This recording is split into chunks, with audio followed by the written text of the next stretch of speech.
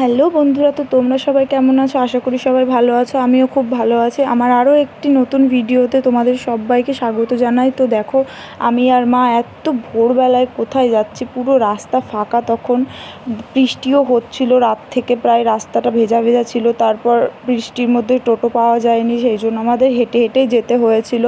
তো দেখো, পার্কটা পুরো ভিজে গেছে, একদম জল হয়ে গেছে। এবার সামনে মাঠটাও কি সুন্দর লাগছিল বৃষ্টি হওয়ার পর, চারিদিকটা বেশ সবুজ সবুজ, খুব সুন্দর লাগছিল। আমার সবুজ জিনিস খুব পছন্দই। আর তারপর দেখো, বৃষ্টির মধ্যে হাঁটতে হাঁটতে আমরা যাচ্ছিলাম। তো আমরা যাচ্ছি কোথায়? আমরা যাচ্ছি হচ্ছে কলকাতায়, পিজিতে। মার শরীরটা খারাপ, তো তাই এসএসকেএম হাসপাতালে মাকে নিয়ে যাচ্ছি ডাক্তার দেখাতে। তো দেখো, আমরা স্টেশনের কাছে চলে এসেছি। তো এই ট্রেনটা যাচ্ছিলো বলে আমরা একটু দাঁড়িয়ে গেছিলাম ওই জায়গাটায়, যেহেতু ট্রেনটা পার না হলে ওই পাশে যেতে পারবো না, সেই জন্য। তো আর অন্য দিক দিয়েও যাওয়া যায়, আমরা এই দিক দিয়েই উঠলাম। তো দেখো, আমার তো এই জায়গাটা খুব ভালো লাগে। আমাদের কালীনারায়ণপুর জায়গাটা আমার সব থেকে খুবই প্রিয়, আমার খুব প্রিয় একটি জায়গা। অবশ্য নিজের জায়গাকে সবাই প্রিয়ই বলে। তো দেখো, আমরা হেঁটে হেঁটে যাওয়া শুরু করে দিয়েছি।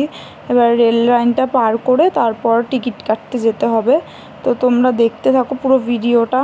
তো তারপর দেখো, আমি টিকিট কাউন্টারে এখানে চলে এসেছি, তাড়াতাড়ি করে টিকিট কেটে নিয়ে তারপর চলে আসলাম শান্তিপুর প্ল্যাটফর্মের এখানে। তো যেহেতু আমাদের দুটো লাইন আছে, একটা কৃষ্ণনগর, একটা শান্তিপুর, তো আমরা এই পাশে চলে এসেছিলাম, যেহেতু এই ট্রেনেই যেতে হবে আমাদের শিয়ালদা। তো দেখো, ট্রেনের মধ্যে বসে প্রচণ্ড ভিড় ছিল, আর কি বলা যাবে। আর এই ট্রেনের মহিলাগুলো এমন ভাব করে, মনে হয় যেন ওটাই ওদের সিট, ওরা সারা জীবন ধরে এখানেই থাকবে, এমন ঝগড়া করতে শুরু করে। তো তারপর ওখান থেকে নেমে দমদমে নেমে আমরা মেট্রোতে করে চলে এসেছিলাম রবীন্দ্র সদন। তো দেখো, রবীন্দ্র সদন নেমে এইখানে দেখছি কত জল। কলকাতায় একটু বৃষ্টি হলেই একদম জল জমে যায় অনেক।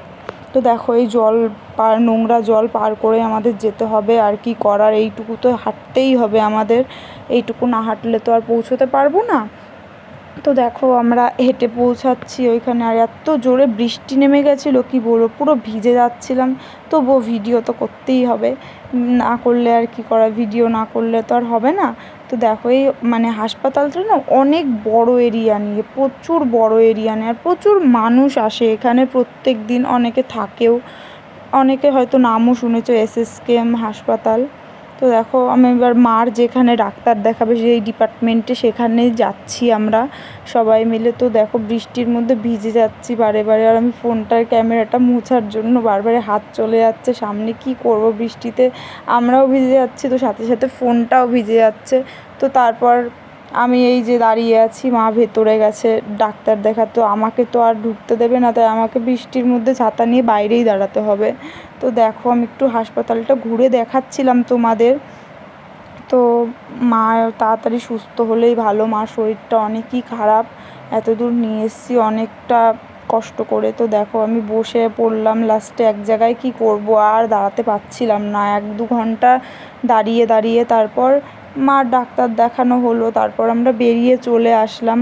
এবার ওখান থেকে আসার সময় বাসে করে এসছিলাম শিয়ালদা পর্যন্ত। তো দেখো, রাস্তাঘাটগুলো পুরো ভেজা ভেজা ছিল, ভাবো তাহলে কত বৃষ্টি হয়েছে।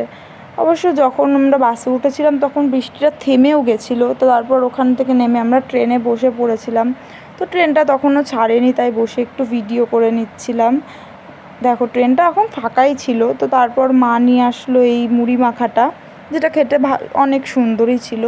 তারপর একটু জানলার ধারে দাঁড়িয়ে বসে একটুখানি ভিডিও করে ঢং করে নিলাম, যেটা আমি করতে ভালোবাসি, ঢং অনেকে বলে।